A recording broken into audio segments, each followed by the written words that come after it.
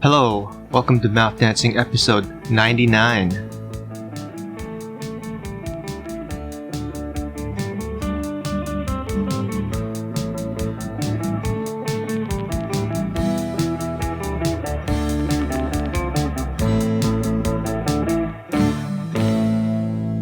It's a nice number, isn't it? It's one of those double numbers again. I really like those. They're pretty cool looking. And also, it's one away from 100, which is cool too. 100 episodes is a lot. 99 is a lot, in fact. It's just one away from 100, if you know how to count.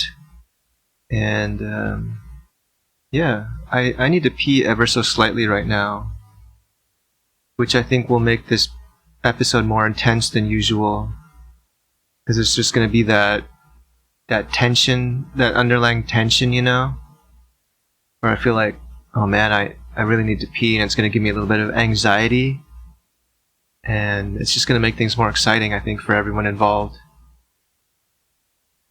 They say that AI is probably going to take over at some point, right? Once it reaches super intelligence. I mean, it's already smarter than humans in some ways, right? But so far, the things I've seen AI do haven't convinced me that it's going to take over anytime soon. Like, for instance, it can beat people at chess. Like, I think it beat Gary Kasparov at chess, right? That IBM computer, I think it was called Big Blue. It beat him at chess, and that was like a huge milestone in AI. And also, I've seen on Twitter that AI can create deepfakes, right? Like it can create, for instance, it can create fake porn that's very convincing. It looks just like, almost like a real human, you know? That's pretty cool. Those are really impressive, you know, accomplishments for AI and the people involved in creating it. But I mean, how is that going to help AI take over the world at this point, right? I mean, unless its plan is to just demoralize everyone by beating them at chess very easily and, you know, just making them stay home masturbating all day, tiring them out. I guess if you're really demoralized and exhausted, you'll be easier to defeat, and maybe that's the grand plan. Maybe that's just a small part of it, right? So once everyone's, you know, not feeling very well from all the wanking it and all the getting beat at chess, AI is gonna make its swift attack, right, and just take us all out. Maybe that's the plan. But I don't see any evidence of a grand plan. I just see AI doing these incremental things like that are fairly useless, not very useful skills. But maybe this knowledge will help it in the end somehow. Once it pieces together all this information. But I think we still got a good, you know, few decades to a century before that happens. And we're not going to be around at that point, most of us, unless we got some centenarians or some future centenarians out there listening. So it's not much of a worry for most of us at this point. Number two topic this episode is sports and referees and the athletes. Do you ever watch any sports? I do. I watch American football. I also like to watch some soccer. And one thing I always see in sports is after a ref makes a call, like a foul or out of bounds or whatever, just some kind of violation, pretty much every single time that happens, the players will get in the ref's face and be like, "What are you talking about, you idiot? That wasn't a foul?" You know, arguing with them. Pretty much every single time. Unless the call was really, really blatant and everyone just knows that it was a foul. But I wonder what the point of arguing with the refs is. I don't think I've ever once seen a ref change their mind because a player got in their face. Like, let's say a ref calls, you know, offsides on a soccer player, and then the soccer players get in the ref's face like, "That wasn't offsides." And then the ref says, "Oh yeah, you're right. I was wrong. I'm going to change my mind. And you were actually onsides.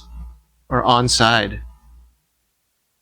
I don't think that's ever happened in the history of sports. If there are any examples of that, let me know, because I'm really curious about that. I don't think it's ever happened. It would just totally undermine the ref's job if the ref would just change their mind based on a player arguing with them.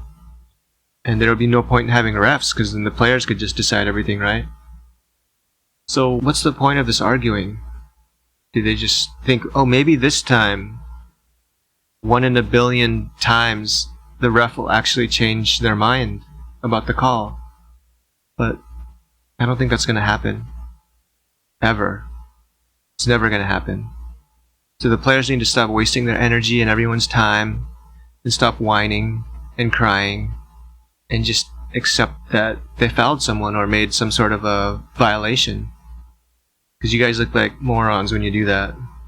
Just letting you know as a sports fan. And finally, this episode I wanted to talk about hampers. You probably have a hamper at home, right? Where you put your dirty laundry. And whenever I hear the word hamper, I always think of that Wu-Tang line about throwing your dirty undies or your dirty hampers in the hamper or something like that. You know what I'm talking about? Throw your shitty drawers in the hamper because you're wearing Pampers. Is that how it goes? I'm not sure, actually. I'm going to look it up. Okay, here's the line. It's from the song Clan in the Front. "I come sharp as a blade and I cut you slow. You become so pat as my style increases. What's that in your pants? Ah, shit, human feces. Throw your shitty drawers in the hamper. Next time come strapped with the fucking pamper." That's the line. Yeah, whenever I hear the word hamper, I always think of that line for some reason. But anyway, one thing I noticed the other day about hampers is the dirtiest, or not the dirtiest, the oldest clothes that you wore are at the bottom of the hamper, right? Unless you're rotating your hamper all the time. So then when you do laundry, you're washing your most recently worn clothes first, before the older clothes that have been sitting at the bottom of the hamper for a long time, probably getting stinkier and you know, funkier and, I don't know, possibly moldier. So what if, like, you don't have time that day and you just wash, like, the top half of the hamper? Then the oldest clothes are going to be just sitting there for even longer. That's a problem, right? No one has time, or no one really thinks to rotate their clothes in their hamper, right? They're like, I gotta get the old clothes on top. So I was thinking they need to invent a hamper that loads from the bottom. So as you load, you know, the newest clothes are at the bottom and the oldest clothes get pushed to the top. And that's my $1 million idea. I think I should patent this, because it's a pretty genius idea. And hampers, that's just a major, you know, weakness of them that no one's really noticed until I pointed it out just now. So, yeah, just look out for that in the future, and I'd really appreciate it if you bought one and promoted it to your friends as well. I'm not sure what it's going to be called yet.